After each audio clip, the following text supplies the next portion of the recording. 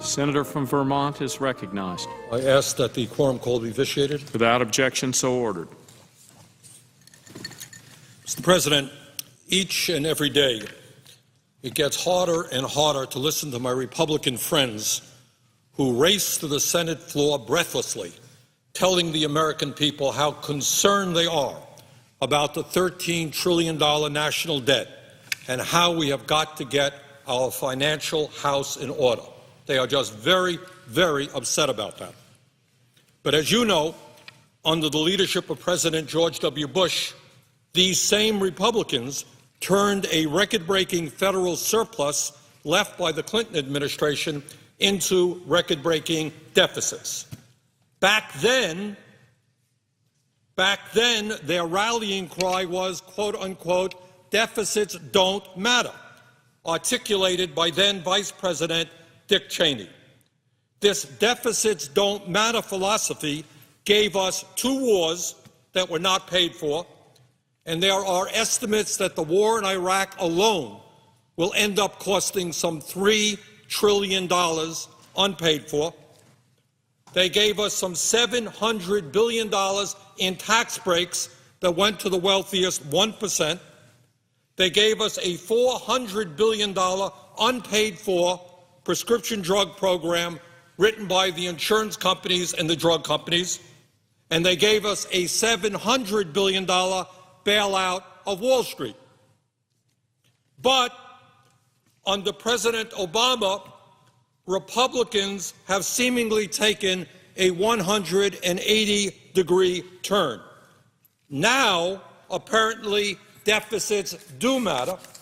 Now, they say we can't afford to extend unemployment insurance to 2 million Americans who lost their jobs during the worst recession in modern history. And they say we just don't have the money to create millions of new jobs by investing in rebuilding our crumbling infrastructure and transforming our energy system. We just don't have the money to do that. And, Mr. President, the Republican hypocrisy is now about to advance to a whole new level. In the name of fiscal responsibility, they are opposing virtually every effort to help the middle class and working families of our country. Just can't afford to do it. But when it comes to the needs of millionaire and billionaire families, our Republican friends have no problem reducing revenue by hundreds and hundreds of billions of dollars. In other words, they are deficit hawks when it comes to the needs of ordinary people, but they are very, very big spenders when it comes to the needs of the rich. Mr. President, 4 years ago, every Republican but 2 voted to completely eliminate the estate tax, a tax that has been in existence since 1916 and impacts only the very wealthiest families in our country, the top 0.3%. Top 0.3% under the estate tax, 99.7% of American families do not pay 1 nickel.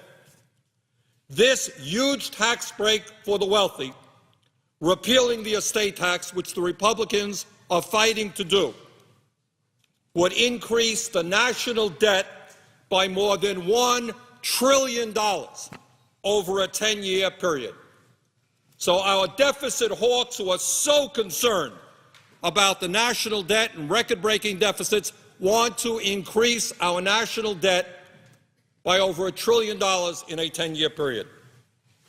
Now, Mr. President, let me tell you who the major beneficiaries of this tax break would be. Would it be the average middle-class worker who during the Bush years saw a $2,200 decline in his income? We have a collapsing middle class, working people desperately in need. Would the Republican repeal of the estate tax help those workers? Not a chance. nobody in the middle class would get one nickel of a tax break. Would the Republican repeal of the estate tax help a single mother struggling to send her daughter to college, maybe for the first time ever in that family's history? College costs are going up. Working people can't afford college. Would it help that single mom? No, I'm afraid not. That single mom would not get one penny. Would it help one of the millions of senior citizens in this country who are struggling to maintain their dignity on Social Security benefits? This year there is no COLA for senior citizens. I tried to get some help there. Republicans voted against it, couldn't do it. Would it help our senior citizens struggling with the high cost of medicine? Nope. Those senior citizens will not get one penny of help by the Republican repeal of the estate tax. And, Mr. President, I must be honest and tell you sadly that there are also a few Democrats who are supporting this giveaway, all Republicans and a few Democrats. So, Mr. President, who are the major beneficiaries of the repeal of the estate tax, or as the Republican pollsters like to call it, the quote-unquote death tax? Well, Mr. President, if we completely eliminated the estate tax, if we repealed it entirely, it would provide an estimated $32 billion tax break for the Walton family, the founders of Walmart. Here you have a family whose fortune today is worth an estimated $86.8 billion, that's with a B, billion dollars. If, as the Republicans want, we eliminate the estate tax completely, this family, obviously of desperate need, obviously struggling hard to keep their family above water economically, struggling hard to stay off of welfare, well, they would receive an estimated $32.7 billion in tax breaks if the estate tax was completely eliminated. So, Mr. President, let's be very clear that this program, this policy being pursued by the Republicans is designed to help the very richest people in our society. Now, interestingly enough, our Republican friends today, in all likelihood, are going to vote against providing a $35 billion emergency extension of unemployment benefits, $35 billion, an extension of unemployment benefits that will help 2 million Americans who have lost their jobs through no fault of their own. Got that? $35 billion goes to 2 million Americans who have lost their jobs. We can't afford to do it. We just don't have the money. But apparently, we do have the money to provide almost $33 billion to a family worth $86 billion, one of the richest families in the world. But, Mr. President, it's not just the Walton family that our Republican friends and a few Democrats want to help. Permanently repealing the estate tax will also provide an $11 billion tax break to the Mars candy bar family. We all eat those Mars candy bars. Well, they're going to get an $11 billion tax break. It would provide a $9 billion tax break to the Cox Cable family and a $2.5 billion tax break to the family that founded Campbell Soup. No one in the bottom 99.7% of the population, nobody in the working class, nobody in the middle class, no low-income person, nobody even in the upper middle class will gain 1 cent of benefit from these tax breaks. These are the guys. These are the families that will receive the benefits. Today, while the Republicans may not have the votes to permanently eliminate the estate tax, they are working feverishly to push legislation to substantially lower that tax. In fact, they have already succeeded in eliminating the estate tax this year, and this year alone, as a result of President Bush's $1.35 trillion 2001 tax cut legislation. Wiping out this tax in 2010, in other words, right now, in the year 2010, when billionaires are dying for the first time In 95 years, their families do not pay 1 cent in taxes. And that has already cost our Treasury, in the midst of a $13 trillion national debt, billions and billions of dollars in needed revenue.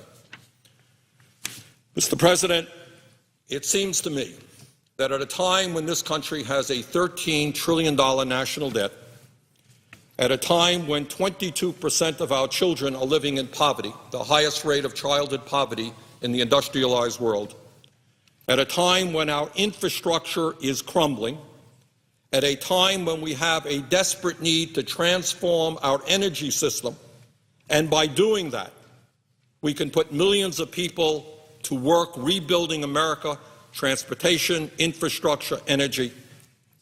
It is beyond comprehension, literally beyond comprehension, that anyone can come down to the floor of this United States Senate and argue with a straight face that we should provide hundreds of billions of dollars in tax breaks for millionaires and billionaires. And I should add, all of this takes place within the context of the United States already having, by far, the most unequal distribution of wealth of any major country on earth.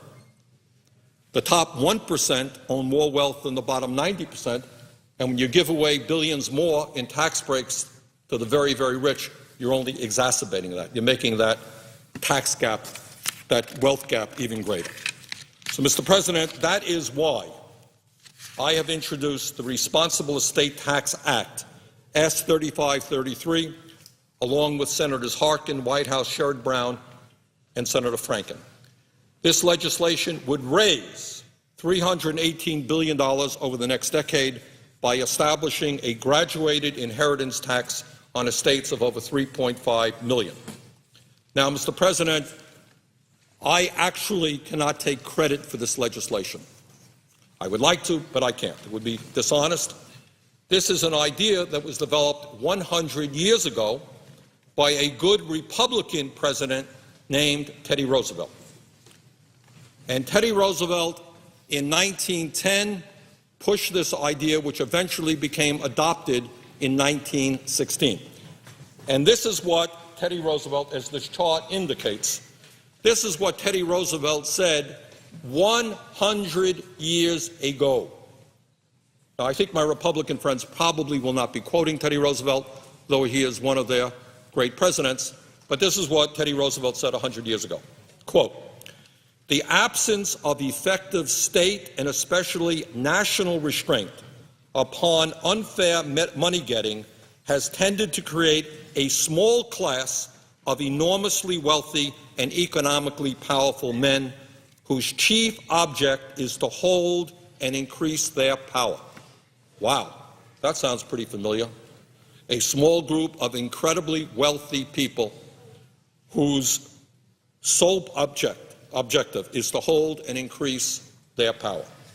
Therefore, I, Teddy Roosevelt, believe in a graduated inheritance tax on big fortunes, properly safeguarded against evasion and increasing rapidly in amount with the size of the estate. End of quote from Teddy Roosevelt. So he was talking about was not only from a financial point of view in bringing revenue into the government. What he expressed fear about is America becoming an oligarchic aristocracy in which a few people had incredible wealth and used that wealth to perpetuate their positions in society. And if that is not what is happening today, then I don't know what is happening. When you look at Wall Street spending $300 million trying to stop any real reform of Wall Street at a time when these guys are making all kinds of money, having been bailed out by the taxpayers.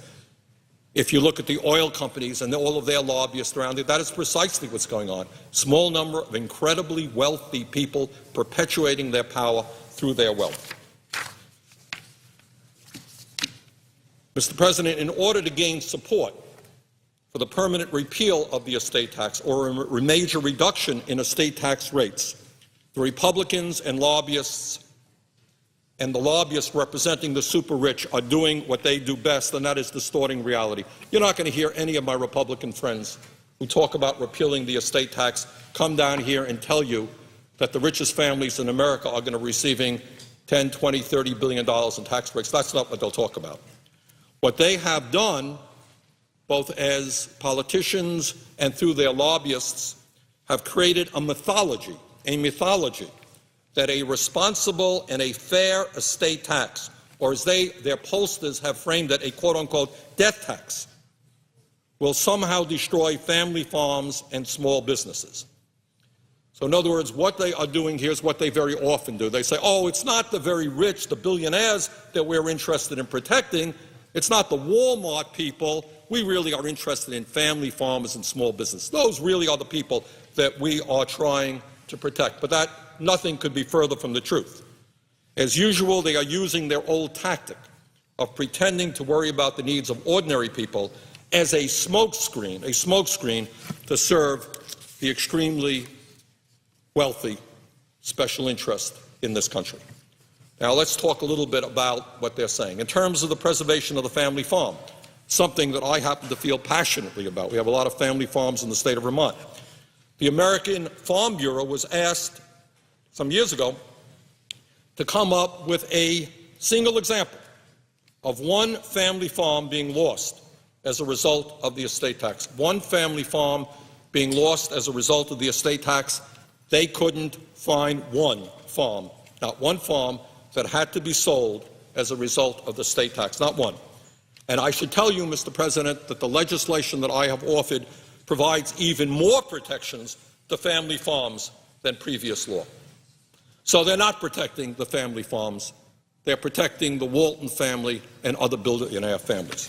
In terms of small businesses, something that is obviously vital to our economy, small business is the engine of job creation. We have got to protect small businesses.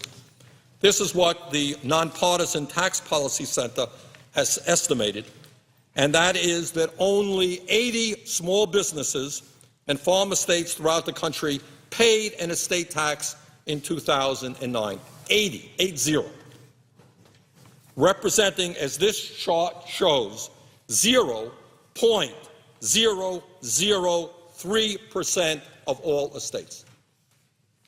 In other words, virtually every single small business and family farm in this country would not pay 1 penny in estate taxes under my bill, and because of protections in the tax code, their effective, their real tax rate would only be 14%. And the relatively few people who inherit small businesses that pay an estate tax are given 14 years to pay it off. They do not have to pay it off in 1 year. So when our Republican friends come down here and tell us they're fighting to protect the family farm or small businesses, that just ain't the case.